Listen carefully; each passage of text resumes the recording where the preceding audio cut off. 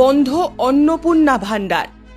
নির্বাচন কমিশনের কাছে বিজেপি এবং কংগ্রেসের অভিযোগের ভিত্তিতে রায়গঞ্জ লোকসভার প্রার্থী কৃষ্ণ কল্যাণীর পিতার স্মরণে ভ্রাম্যমাণ রুটির গাড়ি বন্ধ হলো।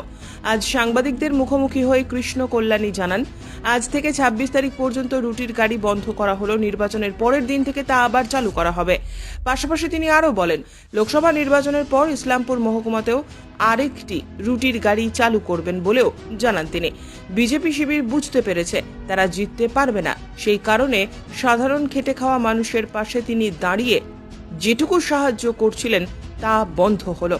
দীর্ঘ ৯২০ দিন থেকে এই রুটির গাড়ি সাধারণ মানুষকে কিছুটা সুবিধা দেওয়ার জন্য খাওয়ার পরিবেশন করে আসছে। এতে কোনো রাজনৈতিক দলের সিম্বল ব্যবহার না করে অন্নপূর্ণা ভান্ডার নাম দিয়ে চালু করা হয়েছিল। হাসপাতালের রোগীর পরিজন, গরিব টোটোওয়ালা, রিকশাওয়ালার সুযোগ সুবিধে নিচ্ছিলেন। আজ তা বিরোধীদের কারণে বন্ধ করতে বাধ্য হলেন তিনি। আমি যেটা বলেছি যে বিজেপি সাধারণ মানুষের অধিকার কারার রাজনীতি সবসময়, এটা আবার প্রমাণ হলো। আপনারা যেমন জানেন, অন্নপূর্ণা ভান্ডার বলে আমার একটা মোবাইল রুটি ভ্যানের গাড়ি চলে, সেটা 2021 16ই মে থেকে আজকে 920 দিন হয়ে গেছিল। সেই গাড়িটা প্রতিনিয়ত বিভিন্ন জায়গায় দাঁড়ায়, আর কয়েক হাজার মানুষ ওই রুটি সবজির গাড়িতে তারা মানে সেই পরিষেবাটা পান। তো সেটা আমার পিতার স্মৃতিতে, সেটার পুরো রাজনীতির সাথে পর্যন্ত কোনো সম্পর্ক নেই। আর সেখানে সেই গাড়িটার মধ্যে কোনো রাজনৈতিক কোনো দলের আমাদের কোনো সিম্বলও নেই। তো সেটা সাধারণ মানুষের, আজকে সাধারণ মানুষ যারা ভাবেন হসপিটালে কেউ রোগীর সাথে এসেছে, হ্যাঁ, সেই ধরনের মানুষরা রুটি খেতে কিছু মানে লেবার শ্রেণীর লোকেরা কাজ করছেন, কিছু টোটো চালক, হ্যাঁ, তাদের অন্ন জোগাতো ওই রুটি সবজির গাড়িটা। কিন্তু আজকে তারা মানে কেড়ে নেওয়ার রাজনীতিতে মত্ত হয়ে ইলেকশন কমিশনকে লিখিত চিঠি দিয়ে, হ্যাঁ, সেই রুটি গাড়িতে আপত্তি জানিয়েছেন মানে বিজেপি আর কংগ্রেস যৌথভাবে। তো আজকে মানে রুটির গাড়ি কয়েকটা দিন বন্ধ থাকবে। 26 তারিখ নির্বাচনের পর এটা আমরা চালু করব।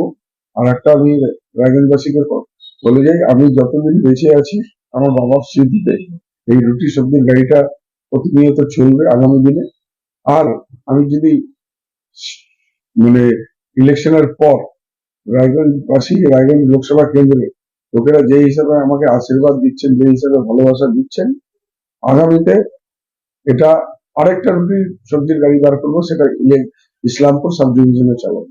আমাদের এখানে দুটো সাব ডিভিশন রয়েছে, ইসলামপুর সাব ডিভিশন, রায়গঞ্জে অলরেডি রয়েছে।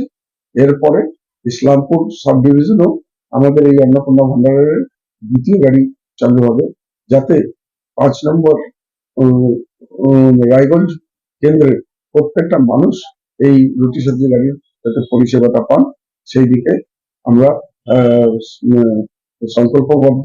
আর আগামী দিনে মানুষের জন্য, মানুষের পাশে আমি আছি। এই বিজেপি যতই কেড়ে নেওয়ার রাজনীতি করুক, হ্যাঁ, তৃণমূল কংগ্রেস সর্বদাই মানুষকে পরিষেবা দিয়ে আসছে।